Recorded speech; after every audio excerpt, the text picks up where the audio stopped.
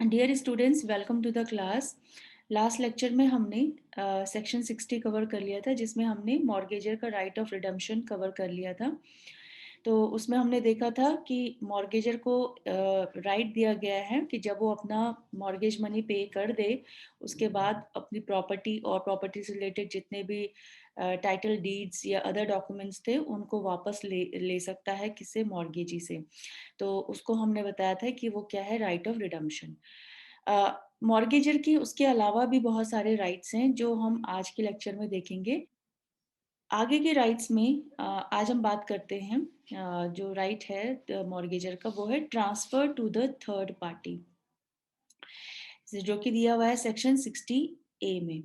देखिए, जो सेक्शन 60 ए है, ये 1929 में जब अमेंडमेंट हुआ था ट्रांसफर ऑफ प्रॉपर्टी एक्ट में, तो ये उसके जरिए इसमें ऐड किया गया था। ठीक है, तो इसमें ये बताया गया है कि रिडम्पशन के टाइम पे मॉर्गेजर मॉर्गेजी को ये कह सकता है कि जो प्रॉपर्टी वो वापस लेने वाला है, मतलब मॉर्गेजी मॉर्गेजर को देने वाला है, वो उसे ना देके किसी थर्ड पर्सन को दे दिया जाए। मतलब वो जो थर्ड पर्सन होगा वो मॉर्गेजर द्वारा ही ऑथराइज हुआ होना चाहिए।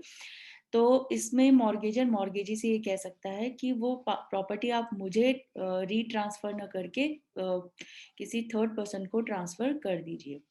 लेकिन इसमें जो ध्यान रखने वाली बात है वो ये है कि ये राइट मॉर्गेजर तभी एक्सरसाइज कर सकता है जब उस प्रॉपर्टी के ऊपर कोई एनकम्बरेंस ना हो। ठीक है, ऑलरेडी कोई भार ना हो। मतलब मॉर्गेजर ने अगर किसी और से भी उधार ले रखा है उस प्रॉपर्टी की एवज में, और उस प्रॉपर्टी पे ऑलरेडी उस थर्ड किसी और पर्सन का, किसी फोर्थ पर्सन का जो है एनकम्बरेंस है, भार है, तो फिर उस केस में मॉर्गेजर इस राइट को एक्सरसाइज नहीं कर सकता। ठीक है, तो इसके लिए ये जरूरी है कि property should be free from any encumbrance, तभी मॉर्गेजर जो है मॉर्गेजी को किसी थर्ड पर्सन को ट्रांसफर करने के लिए कह सकता है। तो यहाँ पर ये एनकम्बरेंस इसलिए भी हो सकता है कि हो सकता है मॉर्गेजर ने अपना मॉर्गेज मनी पे करने के लिए किसी फोर्थ पर्सन से, किसी फोर्थ व्यक्ति से कुछ उधार लिया हुआ हो ताकि वो मॉर्गेजी को पे कर सके। लेकिन अगर ऐसा कोई एनकम्बरेंस है तो पहले उस एनकम्बरेंस को सेटिस्फाई किया जाएगा, बजाय इसके कि मॉर्गेजर को वो प्रॉपर्टी वापस दिया जाए। ठीक, एक मॉर्गेजर द्वारा जो है नंबर ऑफ पर्सन से जो है डेट लिया जा सकता है, तो इसका मतलब उस प्रॉपर्टी पे नंबर ऑफ एनकम्बरेंसेस होंगे। तो एनकम्बरेंस सबसे पहले अक्रू हुआ होगा, वो एनकम्बरेंस वो बाहर पहले सेटिस्फाई किया जाएगा। तो कहने का मतलब ये है कि एनकम्बरेंसर का जो राइट है वो प्रिवेल करेगा मॉर्गेजर के राइट के ऊपर। ठीक है, तो मॉर्गेजर का जो ये राइट है कि ट्रांसफर टू थर्ड पार्टी, ये बाद में एक्सरसाइज होगा। पहले जो एनकम्बरेंसर है उसके राइट को, उसकी रिक्वेजिशन को यहाँ पर एंटरटेन किया जाएगा। तो यही सेक्शन 60 ए बोलता है। अब बात करते हैं नेक्स्ट राइट की जो मॉर्गेजर को अवेलेबल है, वो है right to inspection and production of documents.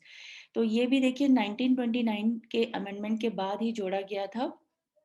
तो इसमें सिंपल सी बात है, मॉर्गेजर क्या कर सकता है, मॉर्गेजी को कह सकता है जब मॉर्गेजी के पोजेशन में उसकी प्रॉपर्टी होती है कि जो भी प्रॉपर्टी से रिलेटेड डॉक्यूमेंट्स हैं या जो अदर सपोज टाइटल डीड है, तो वो उसको प्रोड्यूस करने के लिए कह सकता है।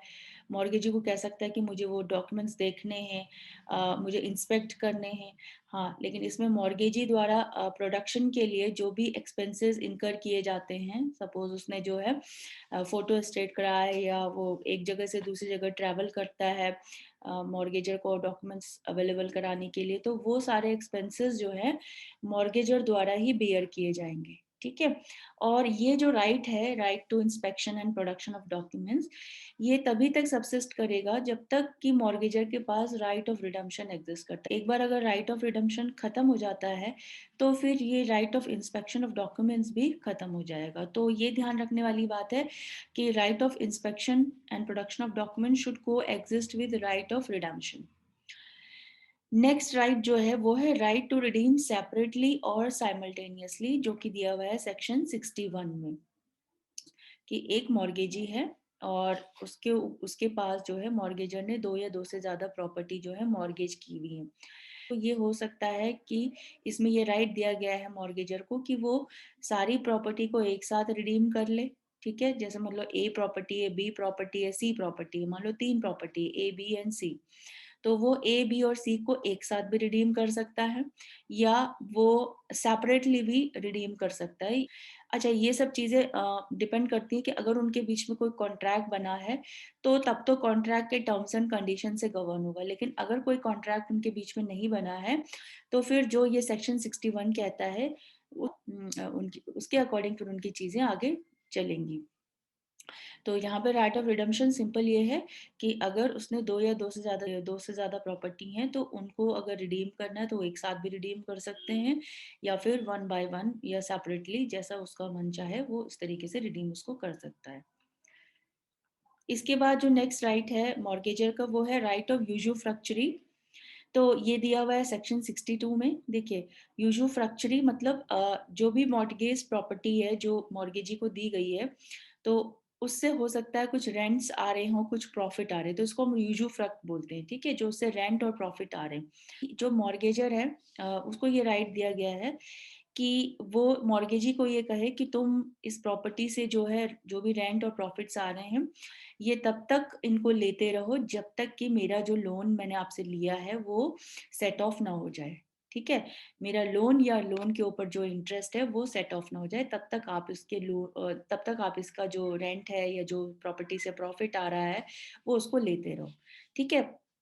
और जब एक बार रेंट जो इसका मॉर्गेज मनी है वो सेट ऑफ हो जाता है, पूरा पेमेंट हो जाता है, मतलब उस वैल्यू तक रेंट और प्रॉफिट ले लिया जाता है कि उसका जो लोन अमाउंट है, उसका जो मॉर्गेज मनी है वो सेट ऑफ हो जाता है, फिर उस केस में वो वापस उस प्रॉपर्टी के डॉक्यूमेंट्स एज वेल एज अगर पोजेशन दिया हुआ है तो पोजेशन भी वापस मांग सकता है, ठीक है? तो यहाँ पर जो है, अगर मॉर्गेजर और मॉर्गेजी ने ये कॉन्ट्रैक्ट किया है, देखिए अगर ये पूरे सारे ही जितने भी राइट्स हमने अभी तक डिस्कस किए हैं, सब में ये है कि अगर दोनों के बीच में, मॉर्गेजर और मॉर्गेजी के बीच में कॉन्ट्रैक्ट बना है, तब तो उनके बीच में जो भी चीजें चलेंगी वो कॉन्ट्रैक्ट के हिसाब से चलेंगी। लेकिन अगर कॉन्ट्रैक्ट नहीं है तो जो ये प्रोविजन 60 इन सेक्शंस में दिए हैं 60 से 64 तक, तो वो उनकी अकॉर्डिंग फिर उनका आगे गवर्न होगा, ठीक है?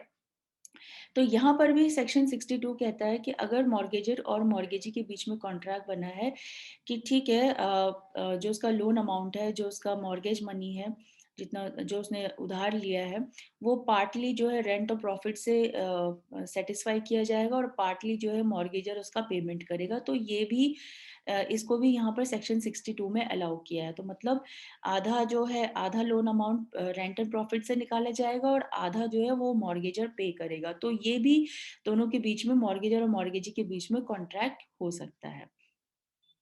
तो ये बात थी सेक्शन 62 में। अब बात करते हैं राइट टू एक्सेशन, जो कि दिया है सेक्शन 63 में, ठीक है? तो एक्सेशन मतलब इंक्रीमेंट, कोई एडिशन, ठीक है? कोई जो प्रॉपर्टी मॉर्गेज की गई है मॉर्गेजी को, उसमें कोई एडिशन अगर होता है, ठीक है? तो देखिए, ये एडिशन मॉर्गेजर भी कर सकता है, ये एडिशन मॉर्गेजी भी कर सकता है। तो अगर मॉर्गेजर करता है तो कोई दिक्कत नहीं है, लेकिन अगर मॉर्गेजी करता है तो यहाँ पर जो सबसे इम्पोर्टेंट बात है वो ये है कि अ, अगर उस एक्सेशन को उसने एक्सेप्ट कर लिया, मॉर्गेजर ने एक्सेप्ट कर लिया, तो फिर मॉर्गेजी द्वारा जो भी इंक्रीमेंट किया गया है प्रॉपर्टी पे और उसमें उसने जितना भी पैसा लगाया है, तो वो पैसा जो है उसको वापस करना पड़ेगा, किसको? मॉर्गेजर को, मॉर्गेजी को वापस करना पड़ेगा, ठीक है?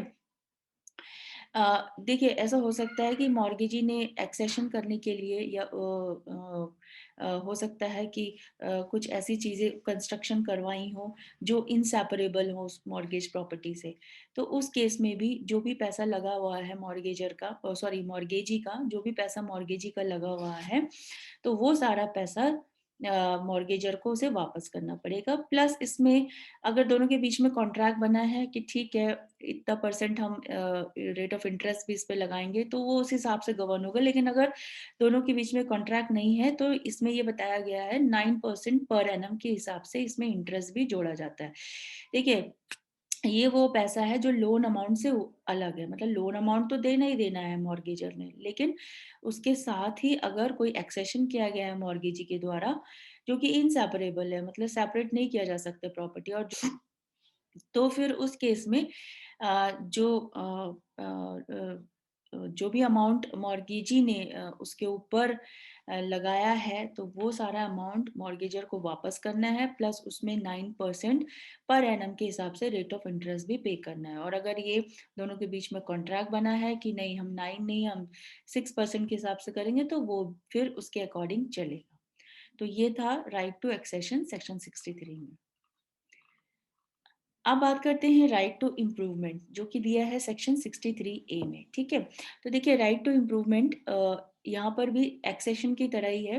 प्रॉपर्टी के डिस्ट्रक्शन को बचाने के लिए, या प्रॉपर्टी अगर डिटेरियोरेट हो रही है उसको बचाने के लिए कुछ इम्प्रूवमेंट किया गया है मॉर्गेजी के द्वारा, लेकिन कंडीशन यही है कि मॉर्गेजर द्वारा उसमें ऑलरेडी प्रायर परमिशन उसको ग्रांट की गई हो, या फिर कोई पब्लिक अथॉरिटी द्वारा उसमें परमिशन दी गई हो, तो ही उस केस में मॉर्गेजर जो है उसका पेमेंट करेगा। ठीक है, तो राइट टू इम्प्रूवमेंट भी जो भी इम्प्रूवमेंट हुआ है प्रॉपर्टी में, तो वो भी रिडम्पशन के टाइम पे मॉर्गेजर को राइट है कि वो उसको ले सकता है प्रॉपर्टी के साथ। अब एक चीज इसमें ध्यान रखने वाली बात है कि देखिए जो भी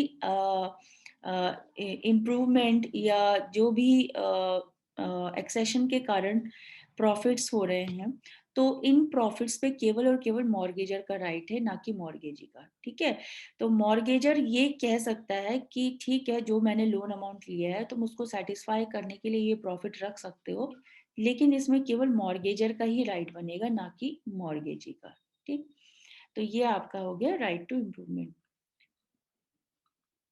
अब आते हैं नेक्स्ट राइट पे, जो कि है राइट टू रिन्यूड लीज, जो कि दिया है सेक्शन 64 में। कि अगर मॉर्गेजर ने ऐसी प्रॉपर्टी को मॉर्गेज किया है जो उसने लीज पे ली थी, लीज होल्ड पे थी वो प्रॉपर्टी, और ड्यूरिंग द ड्यूरेशन, मतलब जब मॉर्गेज की ड्यूरेशन चल रही थी उस दौरान लीज खत्म हो जाता है और लीज को रिन्यू कराया गया है मॉर्गेजी के ही द्वारा, तब उस केस में जब भी रिडेम्पशन का टाइम आएगा, जब भी मॉर्गेजर को रिडेम्पशन एक्सरसाइज करना होगा, उसका उसका बेनिफिट भी ले लेगा। ठीक, हाँ, लेकिन ये है कि अगर दोनों के बीच में कोई कॉन्ट्रारी कॉन्ट्रैक्ट है, सेक्शन 64 से बाहर जाके अगर मॉर्गेजर और मॉर्गेजी के बीच में कोई कॉन्ट्रैक्ट बना है, तो फिर उनके बीच में जो भी चीज़ें चलेंगी या जो भी चीज़ें गवर्न होंगी वो उस कॉन्ट्रैक्ट के अकॉर्डिंग होंगी। लेकिन अगर कॉन्ट्रैक्ट नहीं है तो फिर जो ये प्रोविजन कहता है फिर उसी के अकॉर्डिंग दोनों के बीच में प्रावधान चलेंगे।